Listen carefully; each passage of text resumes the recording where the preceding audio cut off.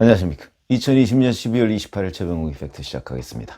문재인 대통령이 추윤 갈등이라고 흔히 언론에서 표현되는 이 문제에 관해서 12월 달 들어서만, 그러니까 형식상이긴 하지만 하여튼 3번의 사과를 했습니다. 그 3번의 사과는 첫 번째가 12월 7일이었죠. 전국 혼란에 대통령으로서 매우 죄송한 마음이다, 이렇게 사과를 한 적이 있고, 그 다음에 12월 16일입니다. 이때는 윤석열 검찰총장에 대한 법무부 검사징계위원회의 정직 2개월이라고 하는 결정을 사인해가면서 한 얘기죠. 검찰총장 징계에 이르게 돼 국민들께 매우 송구하다, 이렇게 얘기를 했습니다. 그리고 나서 이제 12월 25일, 12월 24일 밤에 법원에서 이 정직 2개월이 부당하다, 그러면서 집행정지를 결정을 하니까 이 부분에 관해서 다음날 이렇게 얘기를 했습니다.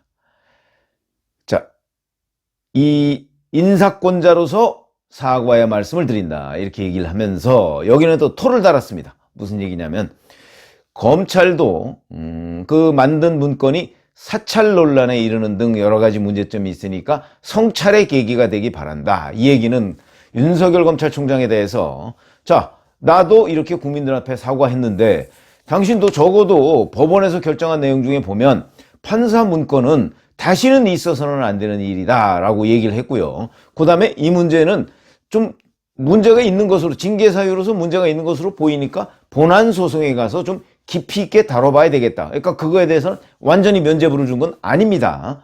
그러니까 이 부분에 대해서 윤 총장 당신도 좀 성찰해라, 이런 식으로 얘기를 한 거죠. 주문한 것이나 마찬가지입니다. 근데 이 주문에 대해서 윤석열 검찰총장은 어떤 반응을 보였을까요? 아무런 반응을 보이지 않고 있습니다. 그게 이제 왜 그러냐 하는 걸 제가 지금 말씀드리려고 하는 것인데, 자, 오늘은 28일이고요. 28일이면은 오늘 이제 공수처장 추천을 마무리할 것으로 보입니다. 아마 추미애 법무부 장관으로서는 마지막 법무부 장관으로서의 권한 행사가 아닐까 싶은데, 법무부 장관도 공수처장 추천위원이니까요. 그리고서 지금 오늘 아침 신문 방송을 보니까 빠르면 내일 추미애 법무부 장관과 그 다음에 노영민 대통령 비서실장, 김상조 대통령 정책실장, 이 세 사람을 교체할 것이다, 이런 보도가 나와 있더군요. 그거는 뭐 좀 더 두고 봐야 되겠고. 근데 이렇게 업무에 복귀하고 난 이후에 윤석열 총장이 25일, 성탄절인 25일과 26일 토요일 연이어서 출근을 해서 업무 보고를 받았습니다.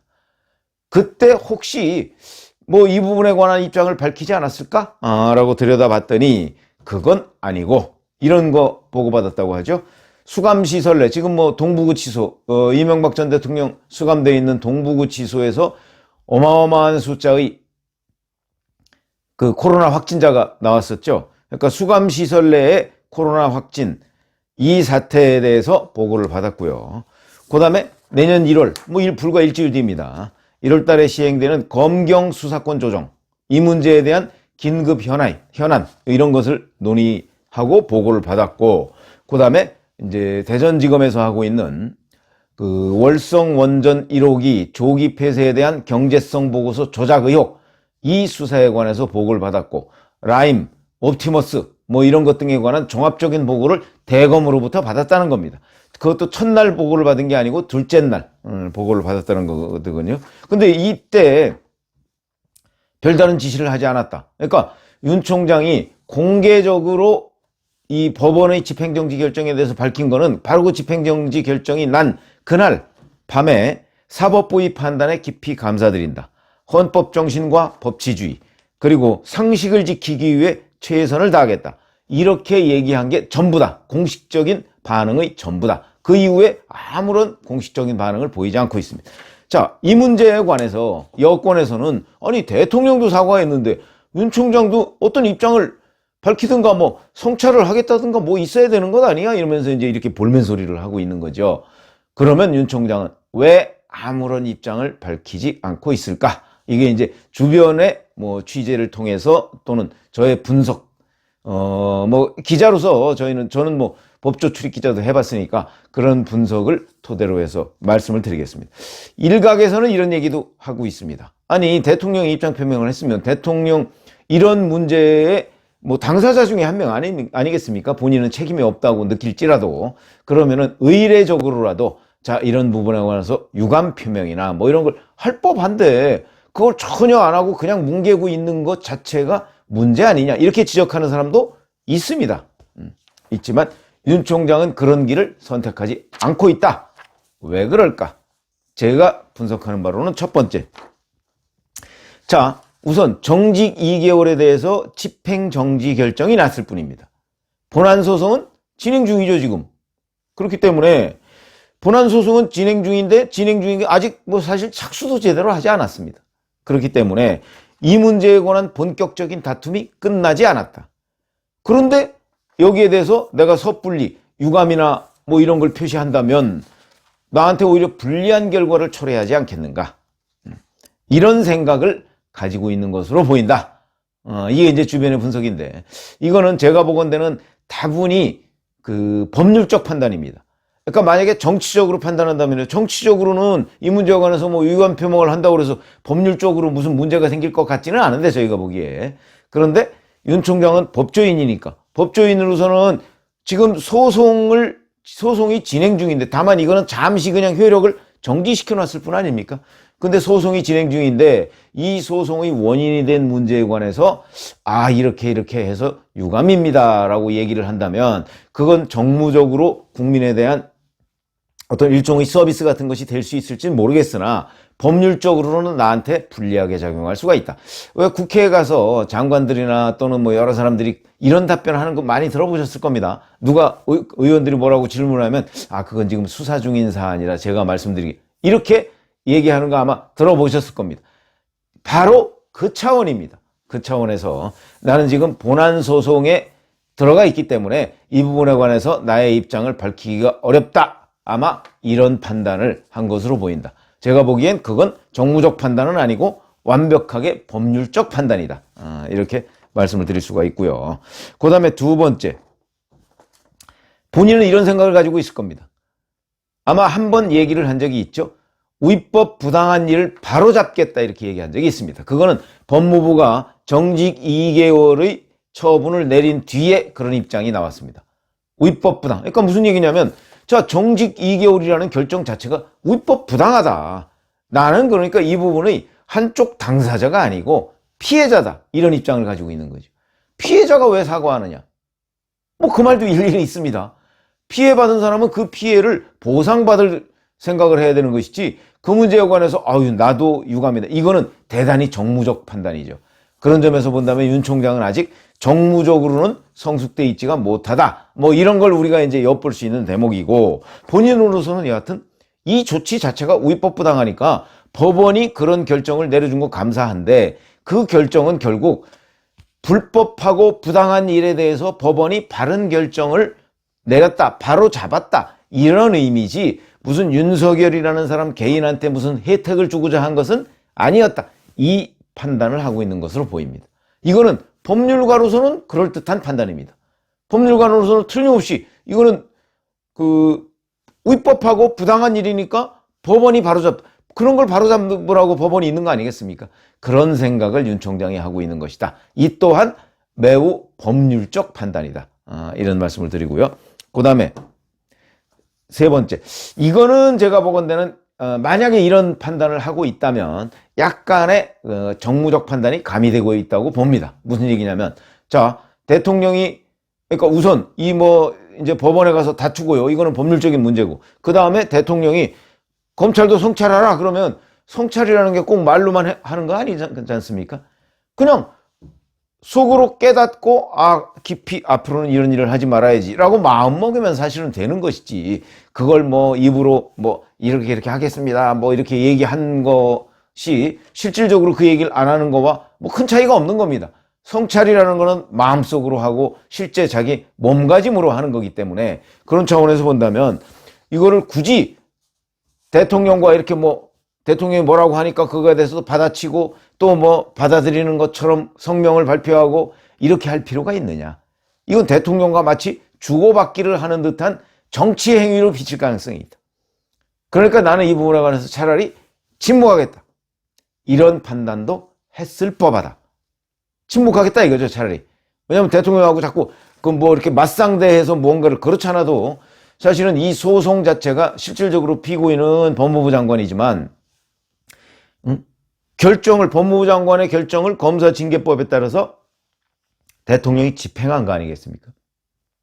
그렇기 때문에 실질적으로는 대통령을 상대로 한 소송이다. 이렇게 볼 수 있는 것이죠. 그러니까 그렇게 볼 수 있는 구조가 그렇게 될 수 있는데도 불구하고 본인이 지금 뭐 소송에서 여하튼 지금 이 가처분에서는 이겼단 말이죠. 그렇다고 해서 또 대통령한테 요건 요렇고 요건 저러니까 성찰 요구했으니까 저는 요렇게 성찰하겠습니다. 라고 얘기하는 것이 굉장히 정치적으로 대통령을 맞상대하는 느낌으로 국민들 앞에 비칠 가능성이 있다. 이런 판단도 했을 법하다. 이거는 대단히 정치적 감각을 발휘한 판단이다. 만약에 이런 판단을 실제로 했다면 이런 생각이 들고요. 그래서 이게 이제 윤 총장이 침묵하는 이유로 보이고, 그런데 오늘 아침 신문방송 보도를 보니까 윤 총장이 그러면 아무 얘기도 하지 않았느냐? 법원의 그 집행정지 결정 이후에 이 부분에 관해서 취재를 한 그 언론이 있더군요. 근데 그렇지는 않았다고 합니다. 근데 뭐 그 입장은 아주 색다른 입장은 아닙니다. 이런 것이죠. 이제 내년 7월 24일에 임기가 끝나지 않습니까? 작년 7월 25일에 임기를 시작했으니까 내년 7월 24일 2년 임기가 끝납니다. 내년 7월 임기가 끝날 때까지 물러날 생각이 없다. 이거는 여권의 탄핵 요구에 대한 또는 성찰, 자진 사퇴 이런 요구에 대한 명확한 답변으로 보입니다. 주변이 누구를 얘기하는지 모르겠습니다만 하여튼 그 주변에 검사들이나 결국 대검의 대변인이나 이런 사람들 아니겠습니까? 주변에 이런 식으로 입장을 밝혔다. 근데 이 입장은 기존 입장과 변화가 없지만 이 입장은 법원의 집행정지 결정이 12월 24일 밤에 나왔죠. 그 이후에 나온 얘기, 그러니까 25, 26 요 어간에 나온 것으로 보입니다. 그때 이제 이런 얘기를 주변에 몇 차례 했다. 그러니까 임기가 끝날 때까지 임무를 완수하겠다. 이런 얘기죠. 그동안에 주변 측근들을 통해서 흘러나온 얘기는 자, 이제 물러나고 싶어도 물러날 수가 없다. 이런 얘기. 지금 이 상황에서 사퇴한다면, 근데 이제 검찰 주변에서 이렇게 분석하는 겁니다. 만약에 지금 이 상황에서 사퇴한다면 검찰은 정권에 의해서 완전히 장악된다. 그 장악되는 사태를 검찰총장이 좌시할 수가 없다. 그러니까 사퇴할 수가 없다. 이런 논리가 되는 겁니다. 그래서 지금 윤 총장으로서는 이 검찰 간부들의 이제 그 윤 총장 태도 분석인데, 윤 총장으로서는 윤석열이라는 사람이 검찰에 버티고 있는 것, 그 존재 자체가 바로 검찰 조직을 유지시키는 동력이 되고 있다. 이런 판단을 하고 있는 것이다. 이런 것이고요. 자, 그런데 이제 윤 총장의 그 이완규 변호사가 이런 입장을 기자들한테 밝혔더군요. 본안 소송이 4개월 안에 끝날 수 있도록 최대한 협조할 예정이다. 빨리 끝날 수 있도록, 이런 뜻으로 보입니다. 이를 위해서 증인신문은 1회의 기일로 모두 진행할 수 있도록 준비하겠다. 무슨 얘기냐면 증인이 사실 나와야 할 증인이 굉장히 많죠. 신청할 증인도 많고. 그런데 이완규 변호사 측에서는 증인신문, 아니 검사징계위원회에서도 증인을 여러 명 신청했지 않습니까? 그런데도 불구하고 이 본안소송에서는 증인을 여러 명 신청하지 않고 최소화해서 증인신문을 하루에 끝내겠다, 이런 얘기입니다. 그러면 본안소송이 당겨지겠죠. 이렇게 지금 판단을 하고 있는 것으로 보이는데 4개월이면 내년 4월 말쯤 됩니다. 4월 말쯤 되면 그때는 이제 서울시장, 부산시장 보궐선거가 끝난 직후가 되겠죠. 이때까지 끝낼 수 있도록 협조하겠다, 이런 얘기인데 증인신문 같은 거 이렇게 줄이고 그러면 가능할 수도 있겠다. 근데 모르죠. 내년 2월에 그 법관 인사가 있습니다. 그리고 지금 그 홍순옥 부장판사도 그 인사의 대상입니다.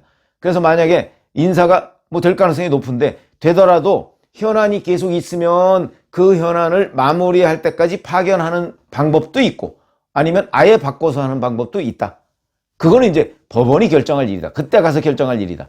이렇게 생각이 들고요. 어쨌든 간에 4월 말에 끝난다고 그러면 먼저 정현주 전 KBS 사장 사건은 1년 3개월 만에 1심이 나왔습니다. 근데 4개월 만에 끝난다고 그러면 이것도 굉장히 속전속결로 끝나는 건데 이거야 판사한테 달려있는 거지 변호사가 할 수 있는 건 아니고 변호사는 협조할 수 있는 것이다. 이런 말씀을 드렸고 오늘 제가 말씀드린 내용은 자, 성찰 요구를 하고 있는 여권의 주문에 대해서 윤 총장이 왜 이렇게 답변을 안 하고 있을까 하는 부분에 대한 설명을 드렸습니다. 감사합니다.